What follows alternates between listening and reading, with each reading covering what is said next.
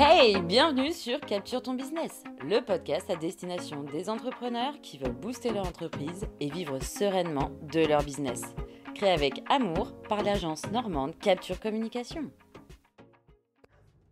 Hello, aujourd'hui on se retrouve pour un épisode dédié à Instagram et surtout la grande question que tout le monde se pose, comment être visible sur Instagram en 2024 ?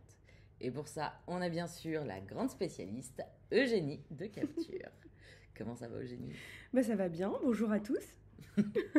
Alors on va commencer par la question un peu qui fâche. On est très nombreux à utiliser Instagram évidemment et on est très nombreux surtout à avoir remarqué qu'on a une énorme baisse ou une stagnation dans le meilleur des cas de visibilité sur Instagram ces derniers mois. Alors à ton avis, toi qui es l'experte, est-ce qu'il va être encore possible d'être visible sur Instagram en 2024 ? Alors effectivement, c'est un gros problème cette perte de visibilité sur Instagram. Plusieurs comptes l'ont constaté, des clients m'en ont parlé. Moi-même, en tant que community manager, je l'ai vu et je l'ai vécu sur certains comptes. C'était d'ailleurs une période un peu déprimante de constater des contre-performances sur des contenus qui étaient somme toute de qualité. Néanmoins, il faut faire une veille, il faut se renseigner en fait sur ce qui se passe au niveau des changements de l'algorithme. Et il y a eu énormément de changements cette année. Donc pendant un moment, il n'y avait que les Reels, que les réels qui étaient visibles sur Instagram et il n'y avait que ça qui apportait de la visibilité. Et il y a eu un mouvement qui s'est levé contre ça. Et donc l'algorithme a de nouveau changé. Et là, on a eu un petit moment de flottement où plus personne, parmi les créateurs de contenu, ne savait identifier ce qu'il fallait faire. C'est ça, exactement. Voilà. Donc nous, on l'a vécu aussi sur Capture Communication. Oui, complètement. Voilà. Alors qu'on publiait presque tous les jours, ou en tout cas au minimum 3 fois par semaine, on a constaté une baisse de performance sur nos posts. Et en fait, on s'est interrogé, on s'est remis en question. Et l'idéal, c'est de varier les contenus. De miser sur la qualité des contenus, d'avoir des contenus uniques qui sont publiés. Mais oui, ce sera encore possible d'être visible sur 2024 sur Instagram. Donc n'allez pas tous courir sur TikTok. Pas encore en tout cas. Si c'est pertinent pour votre stratégie digitale, allez-y. Mais il y a encore moyen de tirer son épingle du jeu et de se distinguer sur Instagram. Et on va vous donner plusieurs astuces aujourd'hui. C'est assez rassurant quand même, cette réponse. Et du coup, cette course aux Reels, qu'est-ce qu'on en fait maintenant ? Est-ce qu'on continue de courir et de faire des Reels pour faire des Reels ? Non. Clairement, il faut faire des Reels qui sont pertinents, qui correspondent à votre stratégie, à votre image de marque. Alors on peut être très drôle, très fun, si l'humour fait partie de votre ligne éditoriale, il n'y a pas de souci. Mais je pense qu'il faut vraiment apporter une valeur ajoutée à chaque post. Et du coup, avoir des posts qui sont uniques, créatifs et qui apportent une valeur ajoutée à votre public. Ce qui va être très important là dans les publications à venir, c'est de fédérer votre communauté. Ah oui, alors la communauté. Justement, on en parle quand même très souvent de cette communauté. En quoi elle est importante pour renforcer la visibilité d'un compte Instagram par exemple ? Alors en fait, la communauté, elle va être essentielle parce que c'est elle qui va vous apporter du support, du réconfort au quotidien. Enfin, il n'y a rien de tel quand on est créateur de contenu que de recevoir des commentaires positifs sur ses publications. C'est un vrai bonheur. Et pour le coup, ça a un intérêt côté algorithmique aussi. Puisque plus vous avez de likes, de commentaires, de partages, d'enregistrements de publications, plus vos posts futurs seront visibles. Ah oui ? Ouais, et tous les engagements ne se valent pas forcément. Donc en fait, par exemple, l'enregistrement de posts et les commentaires, mais aussi les DM, les messages privés, en fait, c'est ce qui va apporter le plus de crédit, de score de pertinence, on appelle ça comme ça, à vos posts, à votre compte. Et du coup, plus votre compte aura d'interactions forte avec sa communauté, plus votre compte sera populaire et plus l'algorithme d'Instagram vous mettra en avant auprès de nouveaux utilisateurs. D'accord. Parce qu'en fait, là, il y a une visibilité qui se fait sur Instagram sur la communauté que vous avez déjà et vous avez peut-être remarqué que votre communauté d'abonnés, elle stagne. et que c'est difficile d'aller toucher des non-followers. Ouais. Eh bien, c'est par la richesse de vos contenus, la richesse de vos échanges avec votre communauté que vous allez obtenir cette visibilité supplémentaire. D'accord, donc au final, la course des likes, elle est un petit peu inutile. Alors, elle apporte quand même quelque chose. Les likes apportent quand même quelque chose. Donc, si vous pouvez liker nos publications, ça nous arrange aussi. Mais c'est pas suffisant, en fait. Ouais. Il faut désormais aller plus loin. Si simplement vous avez des likes sur vos publications, non, clairement, ça suffit plus. Ça suffit plus. Non. D'accord. Donc c'est mieux d'avoir des enregistrements, des commentaires, des DM. Ça montre que la personne s'implique beaucoup plus qu'un petit clic sur le like. Exactement. Qui lui demande forcément moins d'efforts que les autres actions qui vont du coup peser plus lourd. C'est ça. Dans l'algorithme. En fait, plus l'action demande un effort à l'internaute, plus Instagram la valorise en termes de récompense de visibilité. Okay. Donc pareil, si vous pouvez partager en story les publications que vous aimez bien, quand vous voyez un créateur de contenu, un entrepreneur, un artisan qui publie et vous aimez bien sa publication, n'hésitez pas à la partager dans votre story, même s'il n'y a pas de concours, même s'il n'y a pas de gain à la clé. En fait, c'est fair play et c'est ça qui fait vivre, qui fait la vie des réseaux, quoi. Et qui apporte du coup plus de visibilité à long terme. Exactement. Et donc, là, tu nous parlais de cet algorithme du coup qui va mettre en avant telle ou telle action plus que d'autres. Est-ce qu'il y a d'autres critères principaux de l'algorithme d'Instagram qui est quand même très opaque et mystérieux pour le commun des mortels? Oui, puis il est très complexe. Ouais. En fait, quand on dit l'algorithme d'Instagram, c'est très galvaudé. En fait, c'est les algorithmes d'Instagram. Ouais. Il y a plein d'algorithmes qui sont mis à jour au fil de l'eau. Donc, c'est inhumain de suivre en fait, tous les critères des algorithmes d'Instagram. Mais il y a quand même, pour vous rassurer, des grandes tendances de fond. Et les fondamentaux que je travaille, moi, depuis des années sur Instagram, se confirment, à savoir du contenu natif, donc c'est du contenu que vous créez vous-même. D'accord. Donc, vos propres photos ou celles faites avec votre photographe, vos propres vidéos ou celles que vous faites avec un prestataire vidéo, mais le moins de reposts possible. D'accord, donc on arrête de piquer le contenu des autres. On arrête ça. Alors déjà, pour des questions de droit d'auteur, c'est limite. On s'entend. Faut être sûr d'avoir l'autorisation de diffuser certaines images. Et en termes d'expérience utilisateur, Instagram considère que si vous avez déjà vu cette photo ou cette vidéo quelque part, il va dégrader sa visibilité. Oui. Puisque ça a déjà été vu, c'est pas unique, c'est du déjà vu, c'est du réchauffé. Et il veut proposer aux internautes de la découverte. D'accord. Donc vraiment, le maître mot d'Instagram sur 2024, ça va être, on est une plateforme d'échange avec la communauté, on fédère des communautés, des groupes, et on propose des contenus uniques et de la découverte, une expérience riche. Donc on chouchoute sa communauté et on est unique. Et on est unique. Voilà, ce qui nous va très bien chez Capture. Oui. Voilà, parce que du coup, la créativité a toute sa place. En termes d'images, de vidéos, de son. On n'a pas parlé du son. Bah justement, j'allais te poser la question. Parce que, du coup, on nous apprend qu'il faut surfer avec les sons tendances. Et du coup, les réutiliser, suivre ces tendances-là, parce qu'il y a quand même cette notion de viralité qui va entrer en jeu. Mais si on parle de contenu unique, est-ce que ça ne va pas complètement à l'encontre? Est-ce qu'il faut aussi créer ses audios à soi, utiliser les audios tendances ou faire un mélange des deux? En fait, c'est ça. C'est comme un savoureux cocktail. Un savoureux cocktail. On aime bien les cocktails. On aime bien aussi les cocktails, oui, c'est vrai. En fait, il va falloir utiliser quelques hashtags, mais moins qu'avant. 3-4 hashtags dans une publication suffisent, qui sont tendances, par exemple, ou qui sont locaux, ou qui correspondent bien à votre thématique.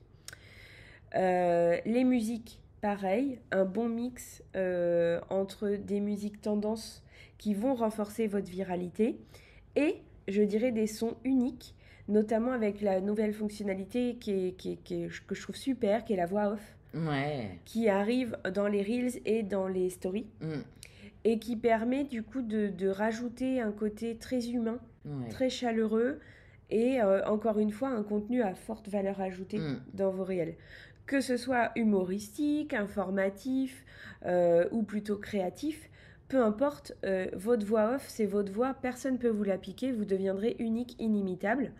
Et c'est ça, la tendance de fond 2024, c'est vraiment la créativité et la différenciation. Ce qui va vous démarquer, c'est ça qui va vous faire vous démarquer, enfin vous ressortir aussi au niveau des statistiques sur Instagram. Donc au final, être soi-même, ça apporte de la visibilité. En fait, c'est ça, être authentique. Donc, il va falloir apprendre à se montrer tel qu'on est, à partager notre unicité, à partager notre petite pépite qui fait qu'on est nous finalement. Exactement. Et ce qui en plus va fédérer la communauté bien plus puissamment que simplement copier le contenu de la collègue d'à côté, quoi. Exactement. Donc vraiment, s'il y a un thème, un fil rouge que vous devez retenir sur les tendances 2024, c'est soyez unique. Soyez vous-même. Et du coup, donc on parlait de l'algorithme. C'est quoi les derniers changements de l'algorithme et qu'est-ce que ça implique par rapport à justement 2024 ? Comment on va s'en sortir dans tout ça ? Alors, souvent, j'ai la question de qu'est-ce qu'il faut publier sur Instagram ? Est-ce qu'il y a un format qui est mieux qu'un autre, etc. Ouais. Donc, je voudrais d'abord mettre un petit focus là-dessus. En 2024, et là même sur la fin d'année, les photos et les vidéos sont revenus à égalité. Ah, d'accord. Donc, c'est pas la peine de publier que des Reels. Donc, on arrête les Reels pour faire des Reels. Voilà, on fait des Reels pertinents. Pertinents. Voilà, une fois de temps en temps. Encore une fois, c'est une question de mix, en fait, et d'équilibre. Ouais. Donc, on alterne des carousels, par exemple, des photos uniques, des belles photos, et des vidéos. Ok. Donc, en fait, il faut trouver le mix qui vous va. Mais si vous publiez, par exemple, 3 fois par semaine, vous pouvez faire... une fois, je publie une belle photo avec un joli texte. Une fois, je publie un carrousel avec beaucoup plus d'informations. Et une autre fois, je publie un Reels avec une note d'humour, une musique tendance. Et pourquoi pas une voix off. Voilà.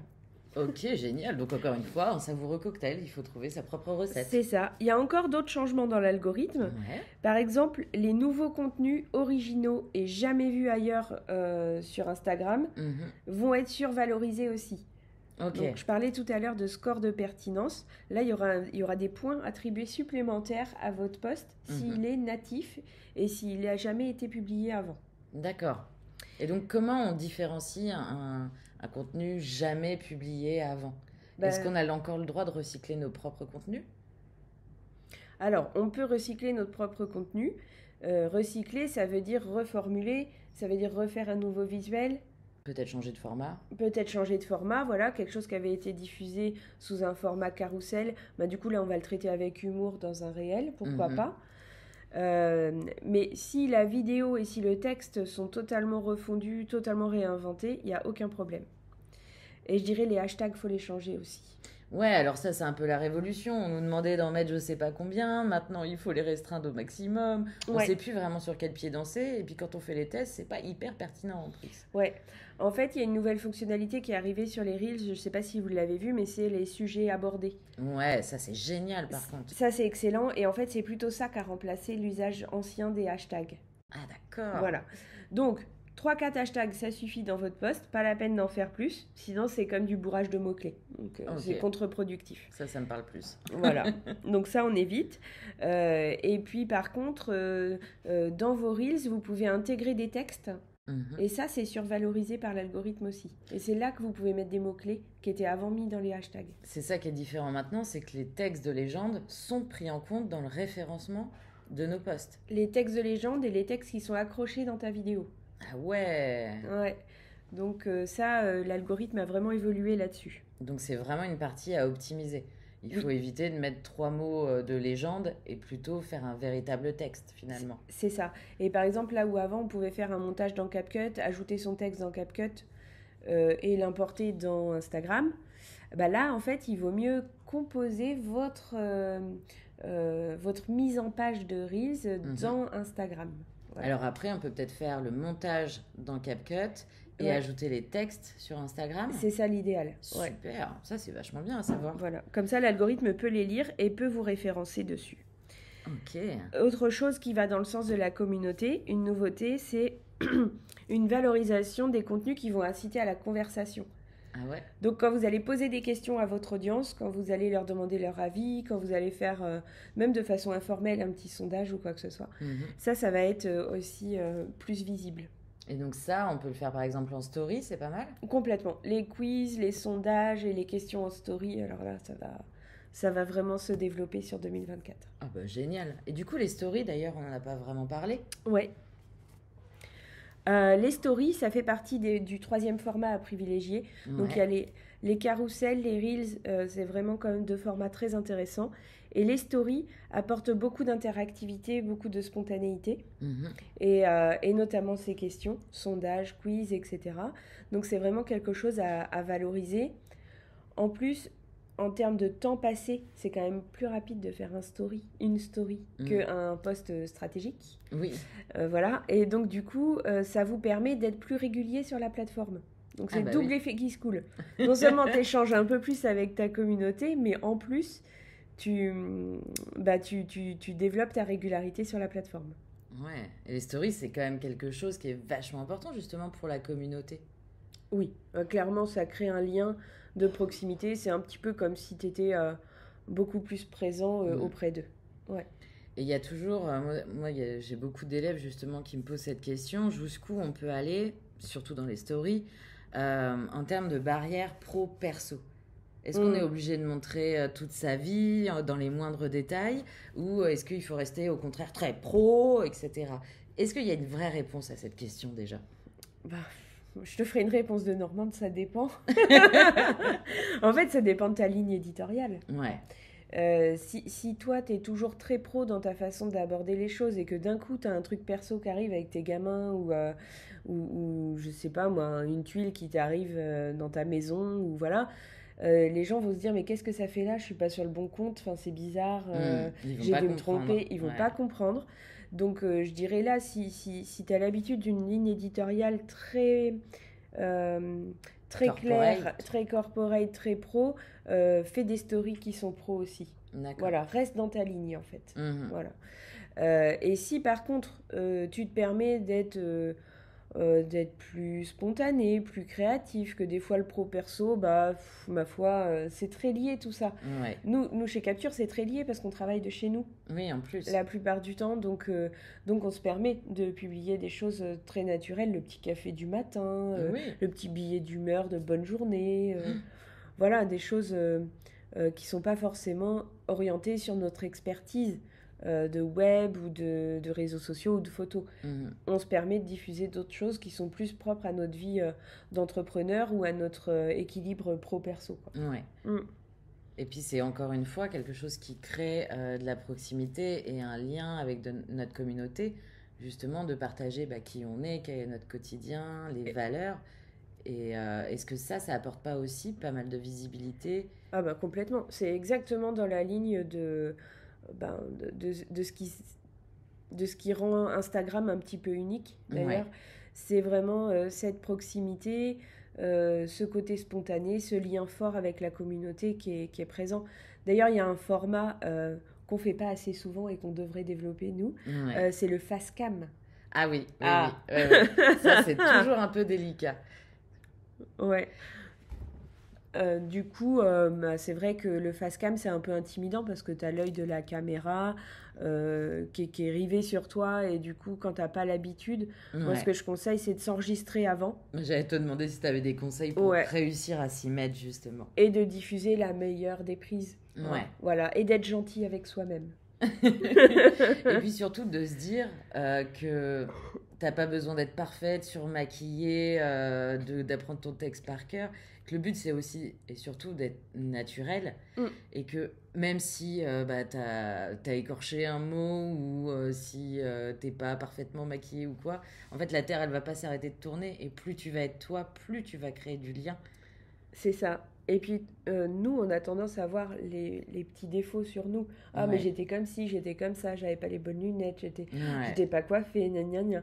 Mais en fait, la communauté, c'est pas ça qu'elle retient. Elle retient, ah, mais c'est super, j'ai vu Obéline, elle m'a parlé de ça, maintenant j'y pense. Enfin, voilà, parce qu'en fait, quand tu fais un face cam, tu parles directement aux gens. Tu les touches. Donc, c'est ça qu'il faut retenir. Il ne faut pas pinailler sur l'image de soi.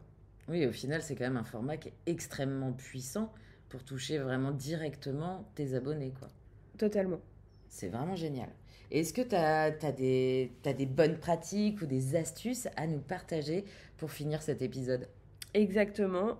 J'ai quelques petites astuces comme ça, j'en à attendais pas, moi. l'emporte-pièce. Donc, si je fais un petit résumé, parce que j'en ai abordé quelques-unes au cours du podcast, publier régulièrement, ça reste fondamental et il faut continuer à le faire. D'ailleurs, est-ce que tu as un rythme qui est important, une fréquence à suivre absolument? Alors, moi, je dirais qu'il ne faut pas se maltraiter. Ouais. Si on écoute les grands pontes des réseaux sociaux, il faudrait publier tous les jours.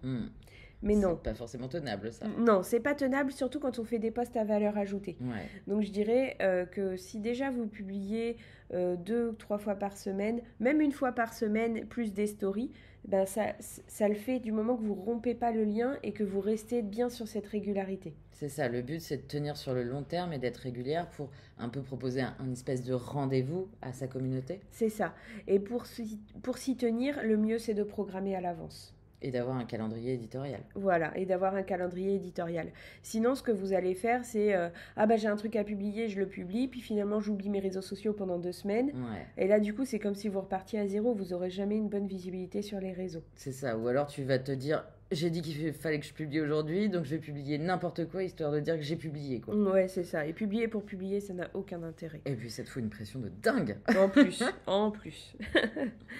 Autrement, j'ajouterais qu'il faut respecter les règles de la communauté. Ouais. Et donc, c'est vrai que éviter les sujets trop politiques, trop polémiques, dans la mesure du possible, éviter les grossièretés.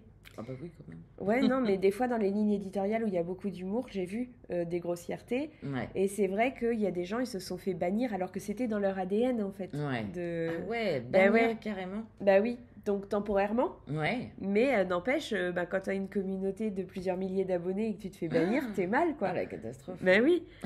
Donc faites attention à ça. Si c'est pas absolument nécessaire, évitez les grossièretés. Okay. Voilà. Et enfin, je dirais, répondez aux commentaires. Quand les personnes vous mettent des commentaires sur vos posts, c'est déjà un engagement très fort de la part de votre communauté. Ouais. Et c'est bien de les valoriser, de leur répondre, surtout s'ils ont des questions. Il n'y a rien de pire qu'une question qui reste sans réponse. Ouais. Voilà, et vous pouvez aussi sur Instagram épingler les meilleurs commentaires. Et ça, quelque part, c'est comme une petite récompense que vous donnez à votre communauté. Ah ouais, clairement. Et des fois, c'est vrai qu'on a des commentaires, on les reçoit, on les adore. Ah bah oui. Voilà, ceux-là, vous les épinglez. Et j'ai vu aussi, on peut les partager en story maintenant. Aussi, les commentaires. Ouais, on peut faire ça. C'est excellent, ça. Et ça va dans le sens du renforcement du lien avec la communauté. Ouais. C'est vraiment une tendance de fond sur l'année qui va venir. C'est vraiment, vraiment génial, je trouve, parce que du coup, ça crée vraiment ce petit cocon autour d'un compte, autour d'une entreprise, autour d'une personne. Et ça crée vraiment, là, on comprend ce que ça veut dire qu'une communauté. Oui. Ça fédère vraiment autour et c'est assez magique. En fait, tout le sens de mon métier de community manager, il est là. En soi, s'il n'y a pas de communauté, on est simplement des publieurs de contenu. On va dire ça. Mais le fait d'avoir une communauté qui parle, qui échange, qui envoie des messages, à qui on répond, c'est ça le fondamental important. Et puis ça a un petit peu de sens, puisqu'un réseau social, c'est social, du coup. Mais oui, c'est ça. C'est en fait, réseau social, c'est vraiment créer du lien entre les gens. C'est vraiment ça l'idée au départ. C'est beau. C'est beau, hein. Et je pense que tu nous as apporté énormément et on va rester sur cette notion de créer du lien entre les gens pour finir cet épisode parce que je trouve ça assez magique. Donc un grand merci Eugénie. Merci Obéline.